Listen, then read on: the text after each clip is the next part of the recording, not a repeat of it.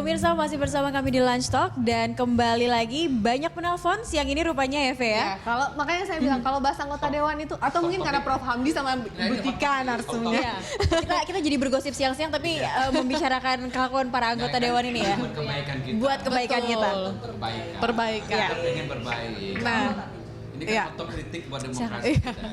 ya ini juga ingin bergosip mungkin bukan maksud saya, kita kan ini kita membicarakan ini. Memang ini realita yang kita hadapi per hari ini. Betul. Bahwa kita ya di Indonesia ini ya surplus politisi minus negarawan, itu yang tadi Mbak Tika katakan. Mencari negarawan itu susah sekali. Nah, ini ada penelpon yang akan menyapa kita juga di sini. Ada Pak Anto dari Jakarta. Silahkan, selamat siang Pak Anto.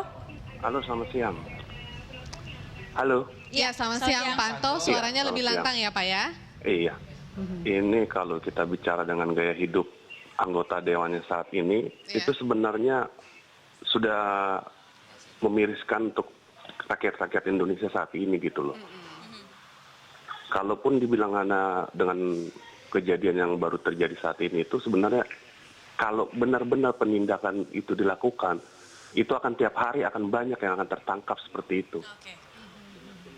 Karena bisa dibilang hampir semua daerah anggota DPRD itu sudah seperti itu sistemnya.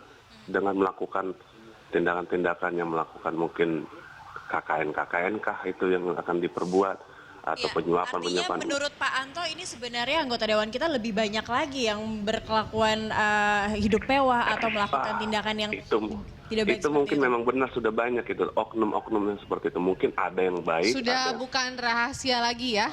Sudah bukan rahasia lagi. Jika memang pemerintah Ada saran Pak Anto harusnya diapakan ini anggota dewan kita yang seperti ini nih? Mungkin kalau dibilang sistem itu buatan manusia ya.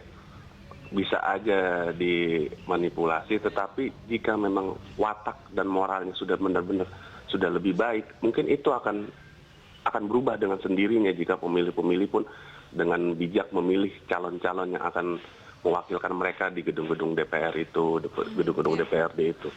Baik pemimpin-pemimpin yang akan dipilih itu sebaiknya lebih bijak masyarakat ini memilih. Oke, baik Pak Anto, terima kasih sudah bergabung bersama kami di Lunch Talk. Selanjutnya ada penelpon berikutnya, ada Pak Roy. Halo Pak Roy, selamat siang Pak. Selamat siang. Selamat siang Pak Roy, silakan Anda ingin mengomentari anggota dewan kita? Selamat siang juga kepada Profesor Hamdi dan Ibu Tika. Iya. Siang Pak Roy. Ya, saya sebagai orang yang sudah umur lebih dari 70 dan sudah mengalami beberapa presiden, kehidupan seseorang itu mewah yang sekarang ini, cuman moralnya yang miskin. Jadi sebenarnya setiap orang berhak hidup mewah sesuai dengan pendapatan dia, ya kan? Tapi yang paling penting pendapatan dia itu apakah dia sudah bayar pajak atau tidak. Ya, kalau dia bayar pajak sesuai dengan ketentuan, saya rasa tidak masalah.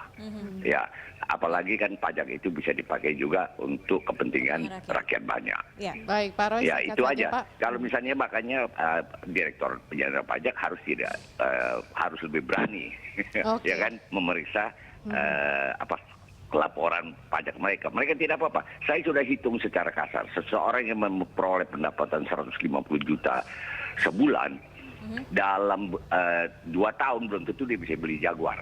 Belum tentu bisa. Oke. Baik, terima kasih Pak Roy sudah bergabung bersama kami. Banyak penelpon ya, tapi sepertinya sudah kita harus tutup line teleponnya. Mungkin bisa ditanggapi dulu Prof Hamdi. Ya, tadi itu yang penting Pak Roy, tadi yang saya bilang tadi ya. Tidak masalah bahwa ada sekelompok orang punya gaya hidup yang mewah, luksuris itu, sepanjang memang dia mampu membayar itu dan memang dia layak karena penghasilannya sudah semakin besar dan halal, dan dia sudah menunaikan kewajibannya untuk bayar pajak. Nah, balik ke masalah pejabat publik ya. Sebenarnya memang ada diktumnya ya, hukumnya begitu. Di beberapa negara yang sudah maju pun sebenarnya menjadi pejabat publik adalah tidak untuk mencari kekayaan. Kalau di negara maju terlihatnya tidak seperti itu ya, Prof. Yang dicari adalah makna hidup bahwa kita berbuat banyak buat orang. Seperti kata pepatah kan, gajah mati meninggalkan belang, manusia mati meninggalkan gajah mati meninggalkan gading. Itu harimau tuh meninggalkan belang.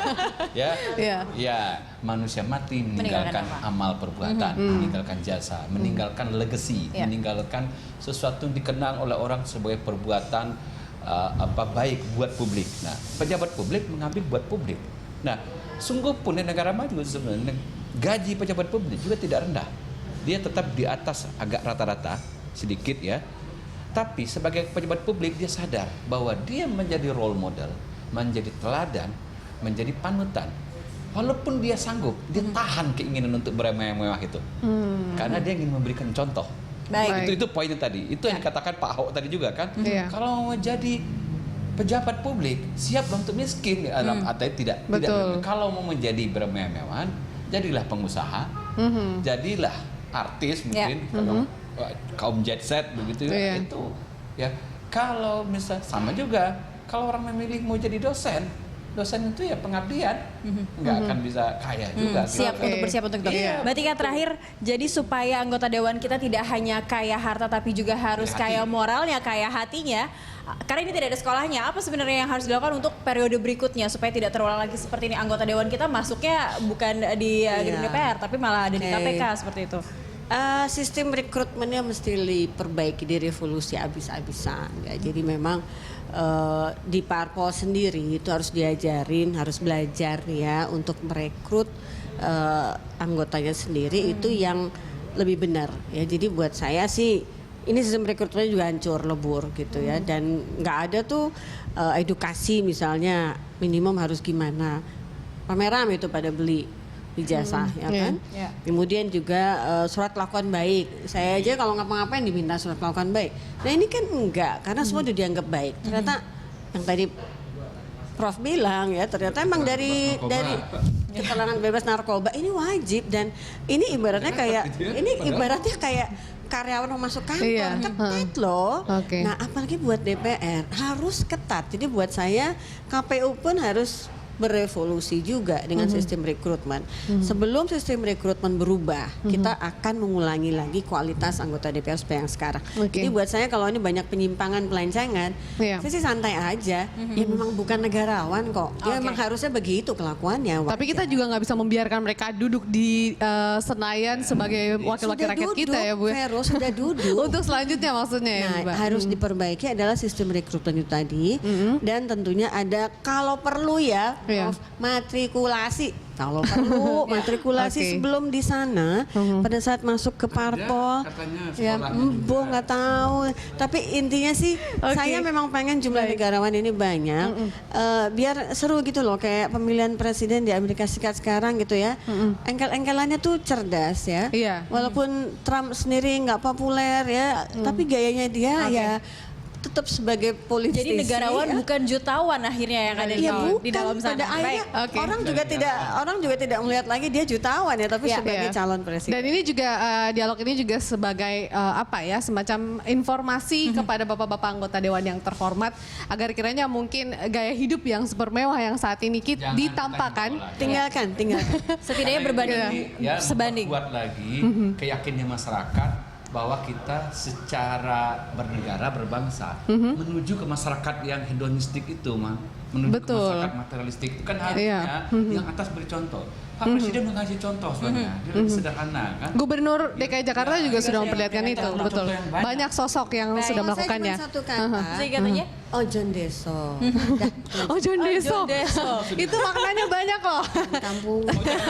Oke, baik. Terima kasih Pak Hamdi dan Mbak Tika. Mbak Tika sudah bergabung bersama kami. Pemirsa, demikianlah Landstalk edisi hari ini. Saksikan Landstalk setiap harinya pukul 13 hingga 14 waktu Indonesia Barat. Saya Veronica Moniaga. Saya Jangri Belar. Terima kasih. Sampai jumpa.